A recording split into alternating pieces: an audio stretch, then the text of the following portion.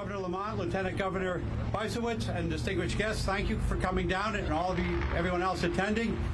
We welcome you to come to this, to the groundbreaking for the project that is going to really improve safety for not only vehicles but pedestrians and help our businesses out in East Lyme here. Since the onset of this program, our project a few weeks ago actually, the response from the state and the contractor has been fantastic. We're not getting any complaints from residents. The communication is the best possible, and we look forward to seeing this progress over the next several years and a state-of-the-art interchange and a much better thoroughfare for our residents in town. So I'll turn this over now to the Commissioner of Transportation, and again, thank you all for coming.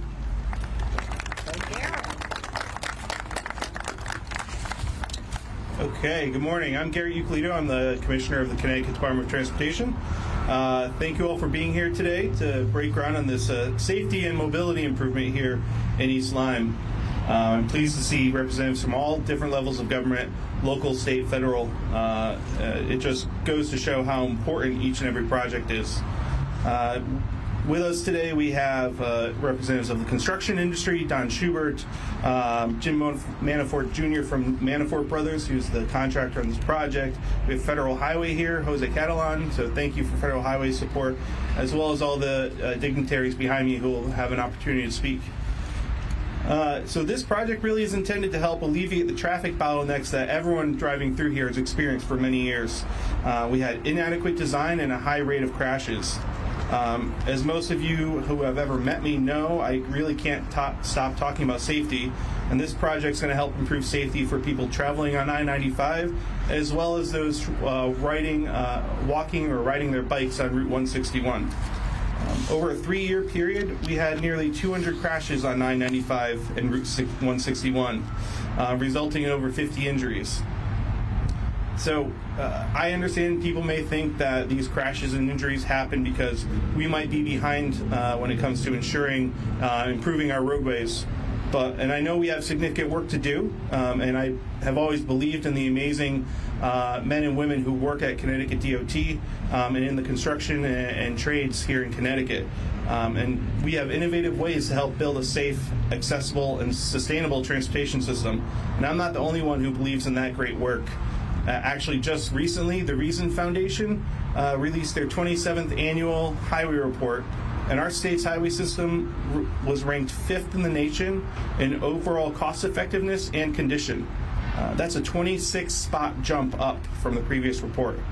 So that shows that we're moving in the right direction, and you have my commitment. We're going to do everything I can to keep it that way. So this project's just one of many that spotlight us keeping our focus on the right things.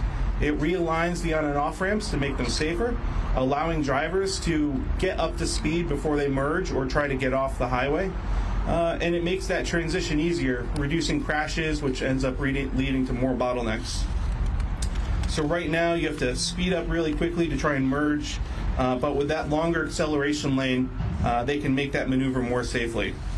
We're going to be cutting the highway and filling the highway. We're going to be raising the elevation of the highway significantly and actually lowering it in other parts to make it safer for drivers to see what's coming ahead. So where we're standing now is actually going to become the new northbound on-ramp as well as a commuter parking lot. Along Route 161, we're removing a hairpin turn to access the highway. We're adding dedicated turn lanes, and we're completing the sidewalks through this corridor to make it safer to travel through Route 161. We also have a PLA, Project Labor Agreement, attached to this project, which means that workforce training will occur right here on this job site. PLAs help ensure the next generation of tradespeople get the hands-on training they need to help deliver the infrastructure of our future. So before I wrap up, I want to acknowledge that construction season is in full swing. Residents are going to see crews and contractors working in all 4 corners of the state. So just remember to slow down in work zones so these hardworking people can get home safely at the end of their shifts. We've improved our highway safety system significantly over the last 5 years, and we're going to continue to make improvements all across Connecticut. We can get this work done more quickly, efficiently, and safely if everyone works with us to make our work zone safe. So with that, I want to introduce Nate Brown, Vice President of the Connecticut Building Trades. Nate? Good morning, everyone. My name is Nate Brown. I'm a business agent and legislative political director with the Operating Engineers.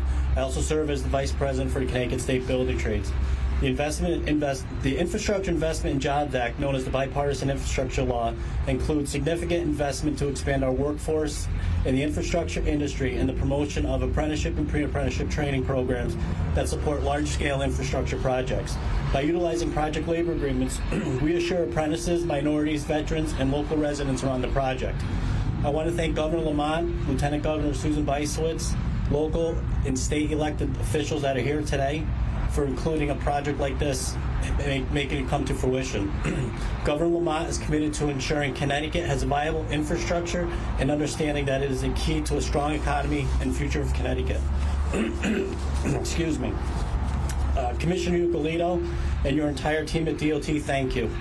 Your infrastructure and transportation vision for the future of Connecticut residents is second to none. We are very fortunate to have a commissioner understand that now is the time to take advantage of every dollar that is coming in from the IIJA, along with the additional grants to convert those dollars into investments in projects like this one. You and your team at DOT have 100% support of the operating engineers and Connecticut State Building Trades. And last but not least, Don Schubert, our AKA of the Connecticut construction industry, the guy behind the scenes that is always out there looking for everyone in the industry. Don has spent many years on legislation to make sure that the state of Connecticut has every dollar possible to invest in repairing and replacing our infrastructure. Traveling to D.C. numerous times, working with Congress time and time again, making sure that not only federal funding did not run out, but being the key person promoting and pushing Congress to act on a long-term bill. Over the years, there were so many of these press conferences that I attended with Don to show our aging infrastructure and why we need to pass this legislation. It's rewarding to finally be at one that has a vital project getting underway. So Don, thank you for your tenacity, persistence, guidance for all of us in Connecticut's industry. Thank you.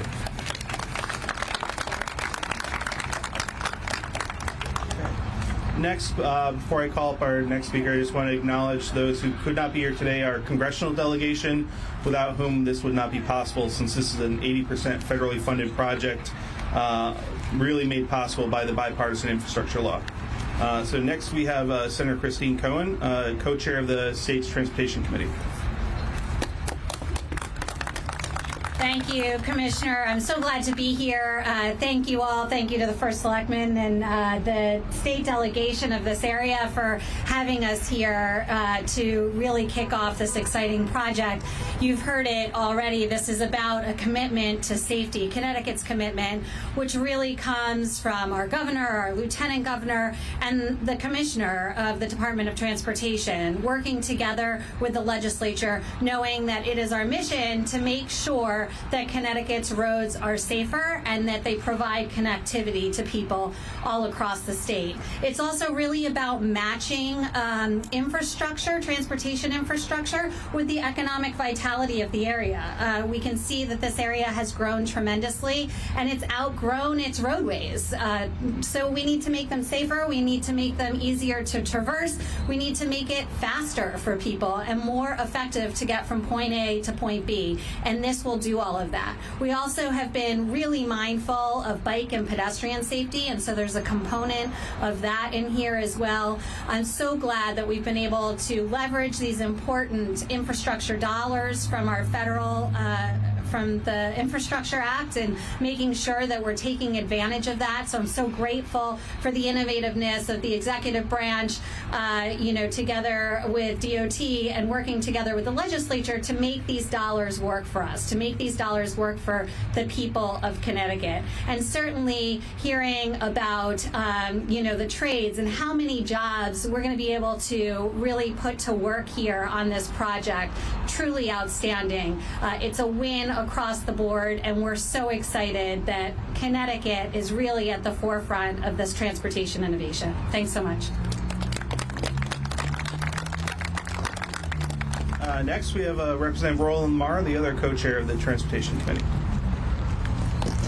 Thank you, Commissioner. Thank you, everyone out here. Again, great big round of applause to all the incredible engineers and hardworking men and women of Connecticut DOT and Manafort who are out here every day making this project a reality. I couldn't be more excited about what the future of transportation in Connecticut looks like. The bold vision that we've been able to develop over the last number of years in the Transportation Committee, working closely with our current Commissioner, Garrett Eucalitto, we know we can take full advantage of the opportunity made available by increased federal funding. I'm standing alongside my incredible ranking member of the Finance Committee and ranking member of the Bonding Subcommittee in Finance, as well as my Senate Chair of the Transportation Committee. The vision necessary to build out Connecticut's infrastructure in the 21st century happens, frankly, without federal dollars, but a commitment to provide the state matches necessary to get this job done. We've known for a number of years, what we need to do in this state. And with folks and advocates like Nate Brown behind me and Don Schubert in front of me, former Senator Paul Formica, who's standing in front of me trying to be anonymous, and my colleagues in the legislature, we know we have to put the dollars forward to make these projects a reality. We've done it in the Finance Committee and Transportation Committees the last number of years. We have a strong package in front of us this year that will make sure that we're taking advantage of every single opportunity that the federal funding provides. I couldn't be more thrilled to be in the House of Representatives right now, to be chairing the Transportation Committee right now as we build out the future of our state. This is an incredible opportunity, and I'm so thankful to the incredible men and women who are making this reality happen for us day in and day out. It's an incredible project. It's going to take a few years. Our summers might be a little complicated from now until 2027 or so, but we're going to get this project done. It's going to be a long-term, 50-year benefit for the residents of Connecticut. We're going to be proud to have made this investment. Thank you all for everyone. Next, we have Senator Tony Wong, the ranking member of the State's Transportation Committee. Thank you, Commissioner, and thank you, Governor, for being here, and the First Selectman. Traffic safety is bipartisan. We're here today because it is critical by the data points that we've gotten to address this issue. But it couldn't have been done without local input. We had some delay in regards to permitting and all the necessary requirements. That is important because it has to be done in a collaborative manner to address the infrastructure needs and the planning of municipalities. I think the other critical element is to be aware of how this is going to impact the surrounding businesses. And I'm grateful that the Department of Transportation, through its portal, has created a website, I-95eastlyme.com, to keep residents as well as businesses updated on the progress. But also, in addition to traffic safety, it is about jobs. It is about all the yellow vests that we see out there that are out there working, creating opportunities and economic growth, but also important for us to note that traffic safety is important not only for drivers and pedestrians, but for our work crews as well. So ultimately, we might be going around the state with some very exciting projects that are undergoing, but nevertheless, it is all about pedestrian traffic safety combined with creating jobs and opportunity for a better Connecticut. Thank you very much for having me here.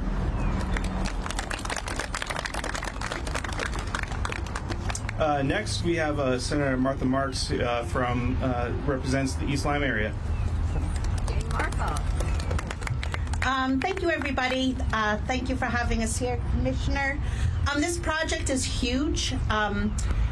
There's not a person in southeastern Connecticut that doesn't take a deep breath every time they're driving onto the highway, scared to death that the first thing they're going to see is an 18-wheeler. And do we slow down? Do we go faster? How do I do this? You say a Hail Mary and you get on the highway. And I'm not kidding when I say that. I mean, I will drive so far out of my way so I don't have to do that.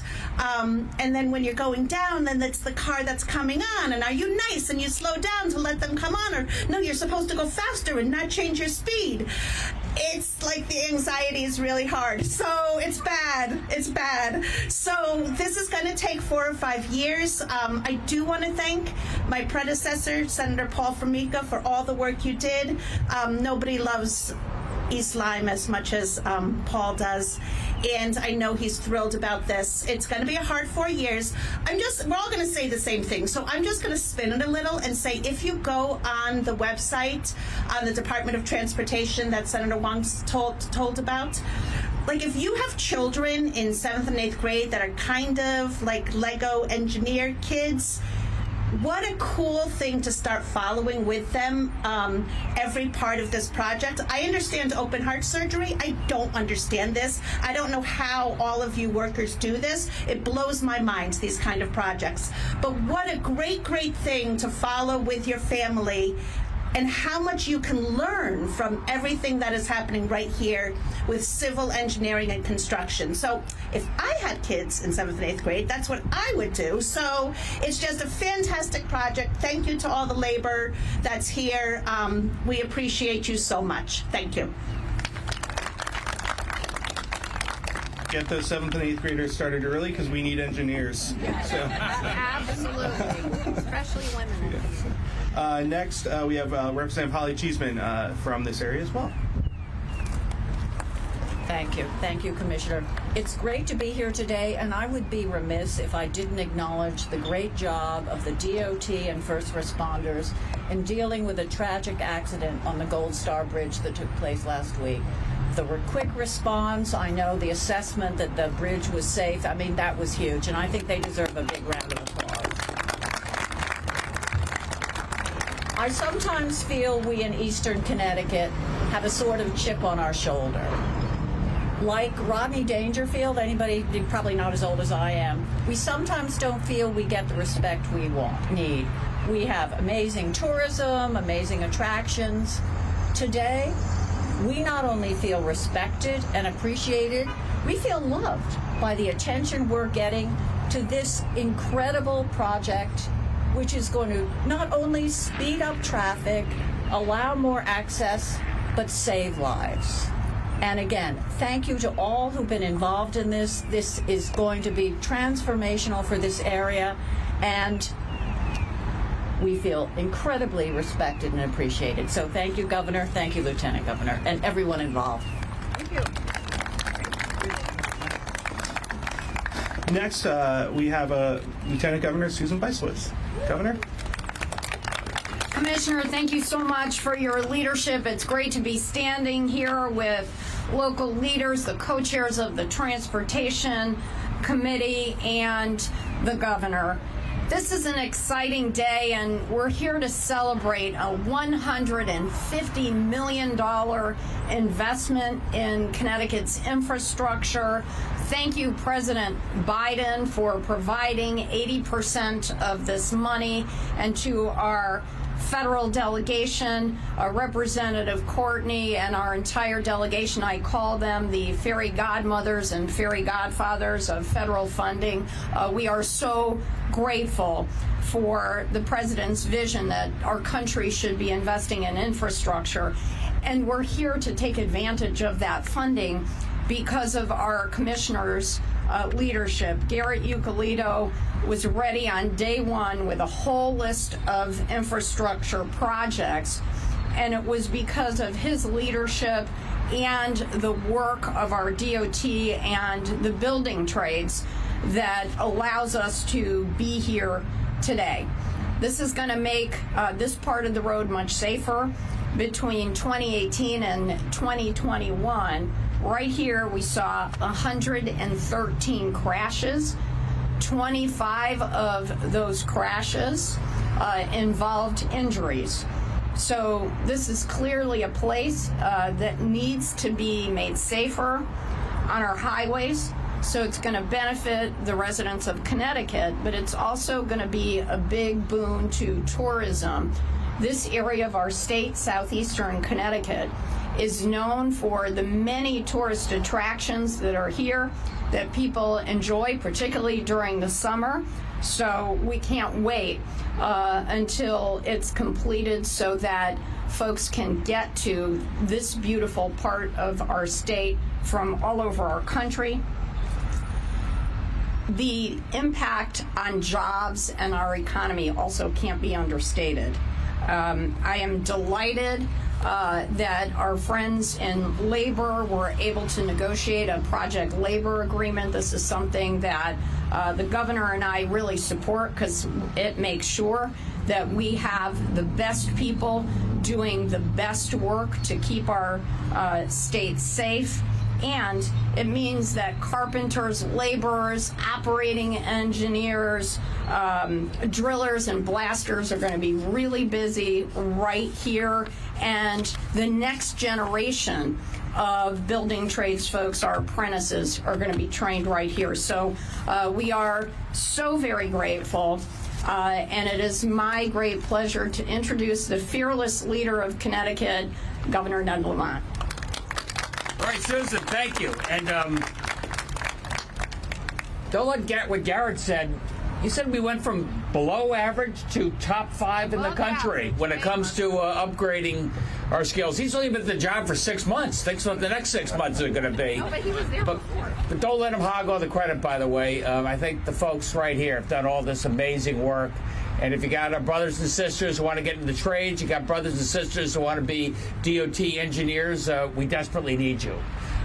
This is going to be just the first step in a long march as we upgrade our transportation. And Kevin, I got to tell you, East Lyme is happening. I was reading the New York Times. Did you see the headline in the New York Times?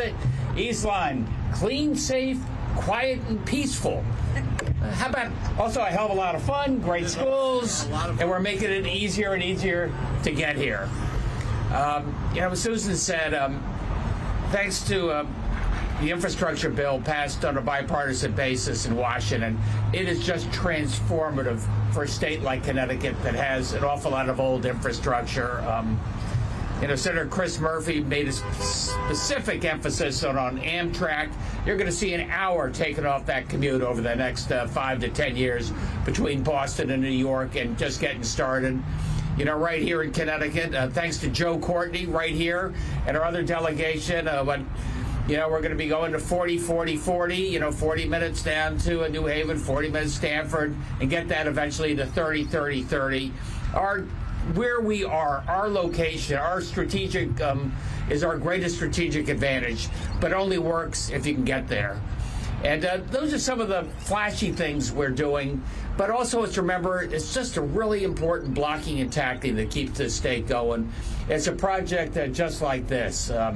It's not simple. I mean, Mr. Manafort was explaining we're going to have to levitate that highway 10 feet. And what that does in terms of smooth things out, what that means in terms of avoiding a fair number of crashes, and there are a fair number of crashes here, keep our roads a little bit safer, makes an enormous difference. Also, a longer exit ramp and an on-ramp allows you to speed up and speed down, so Martha Marks can relax a little bit as she gets on the highways, and keeps the state moving. And this state is growing, it's expanding. We have more jobs than ever before. We have a lot of companies moving into the state of Connecticut. People want to move here. People want to move to East Lyme. And what each and every one of you are doing to upgrade our infrastructure, speed up our roads and bridges, and make them safer makes a big difference. And I just say to all the drivers out there, remember the folks here in the yellow jackets wearing the hard hats, standing on the side of the road. Be careful and respectful of them as well. There's an awful lot of drives-bys, get some injuries there as well. We're doing everything we can to protect them, but nothing better than your common sense. It's a great day for Connecticut. Really proud to be here. Thanks, everybody.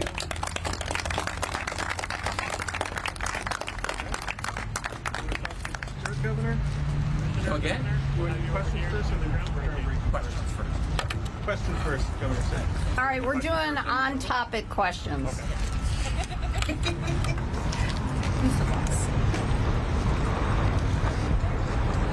So what is the timing of this project?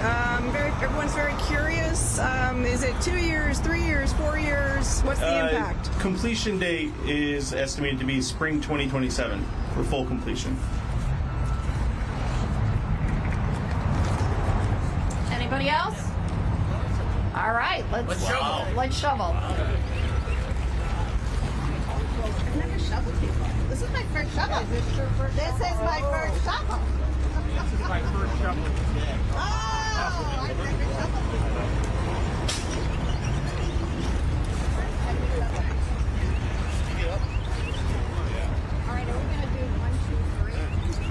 lead the way. What are we doing here? Wait. Are we synchronized? Yeah. Are we synchronized? Are we going to do it 1, 2, 3? Ready? 1, 2, 3.